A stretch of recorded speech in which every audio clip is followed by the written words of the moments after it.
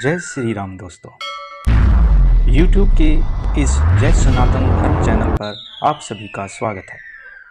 दोस्तों, जैसा कि आप जानते हैं कि हमने पहली वीडियो मत्स्य अवतार भगवान विष्णु के प्रथम अवतार की डाल चुके हैं। आज हम भगवान विष्णु के कछवा अवतार की कथा बताने जा रहे हैं। एक समय जब देवताओं को अपनी शक्ति का इतना अहंकार हो गया था, तब उन्होंने ऋषि दुर्वासा का अनजाने में अपमान कर दिया था। इसी से नाराज होकर ऋषि दुर्वासा ने देवताओं को श्रीहीन होने का श्राप दे दिया था।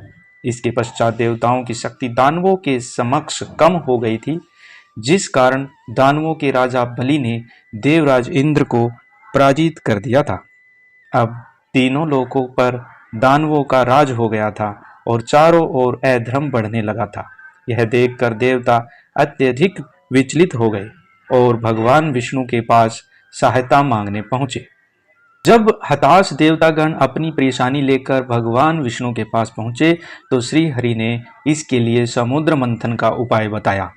क्योंकि प्रलय से पृथ्वी कुछ समय पहले ही उभरी थी और सतयुग का पुनः उदय हुआ था, इसलिए बहुत से अनमोल रत्न समुद्र की गहराइयों में छिपे थे। क्योंकि समुद्र को मथने का कार्य ना ही देवता अकेले कर सकते थे और ना ही दानव, इसलिए भगवान विष्णु ने इस कार्य के लिए दानवों के साथ मिलकर समुद्र मंथन करने और उसमें से बहुमूल्य रत्न पाने के लिए कहा। साथ ही भगवान विष्णु ने देवताओं को बताया कि इसमें से अमृत भी निकलेगा, जिससे देवता अमर हो जाएंगे। अमृत को पीने से देवताओं की शक्ति दानवों से अत्यधिक बढ़ जाएगी और उन्हें अपना राज सिंहासन पुनः प्राप्त होगा। भगवान विष्णु की आज्ञा पाकर सभी देवतागण देव इंद्र के साथ राजा बलि की नगरी गए। उनके सामने यह प्रस्ताव रखा। वैसे तो दैत्य गुरु शुक्राचार्य को देवताओं पर विश्वास नहीं था, लेकिन उन्हें उनका यह प्रस्ताव पसंद आया और इस कार्य के लिए उन्होंने अपनी सहमति दे दी। इसके बाद देवता और दानव क्षीर सागर में समुद्र मंथन के लिए पहुंचे। समुद्र का मंथन करने के लिए विशाल मदानी की आवश्यकता थी, जो उसे मथ सके। इसके लिए भगवान विष्णु ने अपने सुदर्शन चक्र की सहायता से मंदार पर्वत को काटकर समुद्र में रख दिया। इस पर्वत की सहायता से देव व दानव समुद्र को मथने का कार्य कर सकते थे। अब इन्हें इस पर्वत को घुमाने के लिए एक मजबूत रस्सी की आवश्यकता थी।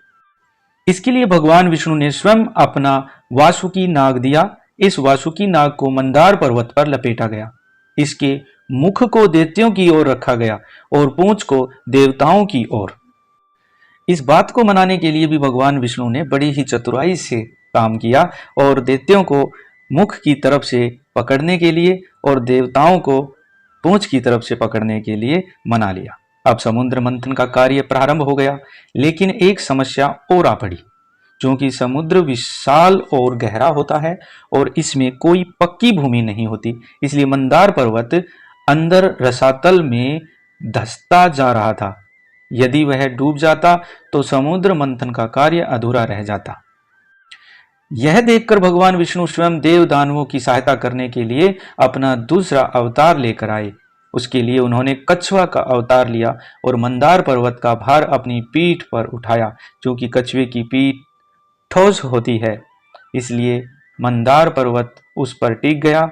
अब देव दानवों ने कई दिनों तक समुद्र मंथन का कार्य किया।